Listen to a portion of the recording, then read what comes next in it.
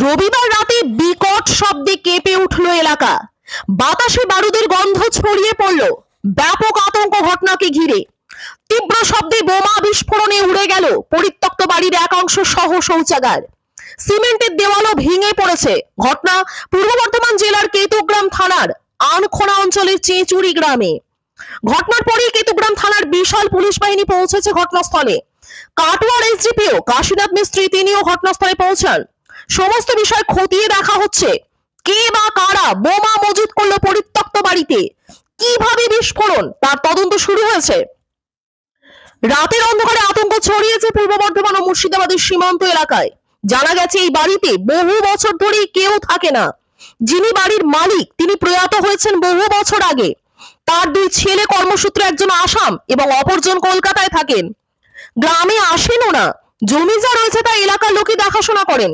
তাই এই পরিত্যক্ত বাড়িতেই কোনো অজান্তে দুষ্কৃতীরা বোমা মজুত করে রেখেছিল। তবে আর বোমা আছে কিনা তা নিয়ে ধোঁয়াশায় সকলেই। পুলিশ এলাকাটিকে ঘিরে রেখেছে। এই চেঁচুরি গ্রাম থেকে মুর্শিদাবাদের সীমান্ত মাত্র 1.5 কিলোমিটার। কুড়িয়ে নদীর এক পারে কেতুগ্রাম থানা এলাকা, অপর পারে মুর্শিদাবাদের ভরতপুর থানা এলাকা। কারা বোমা রেখেছে তা নিয়ে চাপানোতর শুরু হয়েছে। তবে ঘটনার পর থেকেই এলাকার বাড়ির দরজা সব বন্ধ করে দিয়েছেন স্থানীয়রা। আমরা মুরব্বী মানুষ, আমরা নামাজ পড়ছিলাম। নামাজ পড়ছি, এই সময় নামাজ শেষ হয়ে গেছে, ধোয়াধুন পড়ছে, আর এই সময় একবারে ফুটে উঠলো। আমাদের ঘর কেঁপে গেল বাপু। ঘর একবারে সে যেমন ভূমিকম্প হয় না সেরকম হয়ে একবারে ঘর ইয়ে হয়ে কেঁপে উঠলো। আমরা তার একটু আগে আমাদের এই বাচ্চাটা এখানে ইয়ে করছিল, খেলা করছিল, পটকা ফুটছিল, পটকা করছিল। আজ আমাদের এই সবে বরাতের দিন তো, দিয়ে ওই পটকা ফুটাছিল, ওদিকে ডেকে নিয়ে বাড়িতে ভরে আমরা নামাজ পড়ছিলাম। আর এই সময় এই আওয়াজ।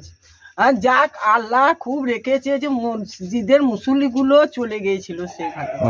যদি মুসল্লিরা আসতো আর এই অবস্থায় যদি ওই ফুটে যেত তাহলে মুসল্লি কি কারা এখানে মানে ছিল, কাদের বাড়িটারি কার বাড়িটা এই ভালো আমাদেরই সব নিজেদের ভাইয়াদের মধ্যে। তা ওর মা বাবা দুজনেই মারা যায়, দিয়ে 2 ভাই আর 1 বোন ওরা।